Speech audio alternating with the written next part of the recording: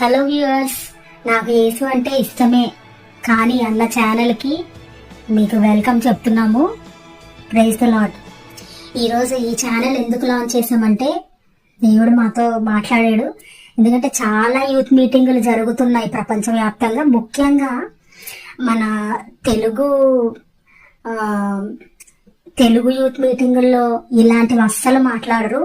English వాళ్ళు youth మీటింగుల్లో అయితే ఇలాంటివన్నీ మాట్లాడతారు, కానీ మన తెలుగు ప్రజల మధ్యన చాలా సిగ్గుపడి మాట్లాడరు.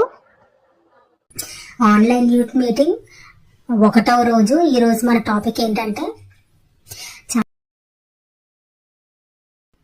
ఒక సిస్టర్ నాతో పంచుకున్నారు.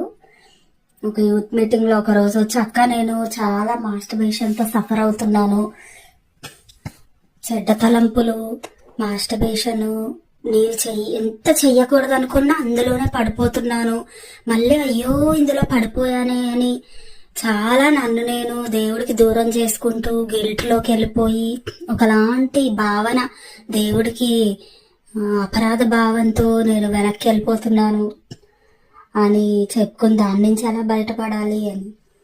అయితే ఒకటే నేను చెప్పగలను, మనం ఎలాంటి స్థితిలో ఉన్నా దేవుడు మనల్ని అలాంటి స్థితిలోనే దగ్గరికి రమ్మంటున్నాడు, కానీ నీకు నువ్వుగా విడిపించుకొని వెళ్ళలేవు.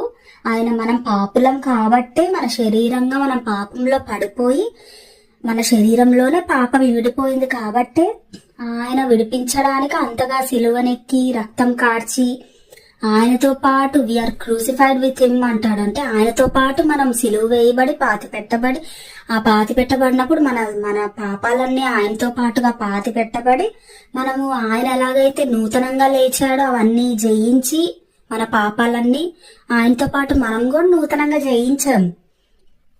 కాబట్టి నువ్వు ఖచ్చితంగా ఒక్కసారి నువ్వు రక్షణ పొందావంటే నువ్వు దేవునిలో నువ్వు జయించిన దానవే.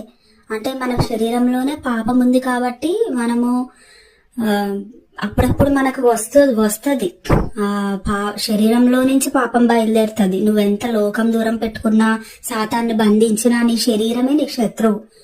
కాబట్టి నువ్వు ఒకటి చెయ్యాలి, ఏంటంటే అలా జరిగినప్పుడు నువ్వు దేవుడికి దూరం అవ్వడం కాదు, జరుగుతున్న కొద్దీ దగ్గర అవుతూనే ఉండు. అది మొట్టమొదటిగా నేను చెప్పాలనుకుంటున్నది.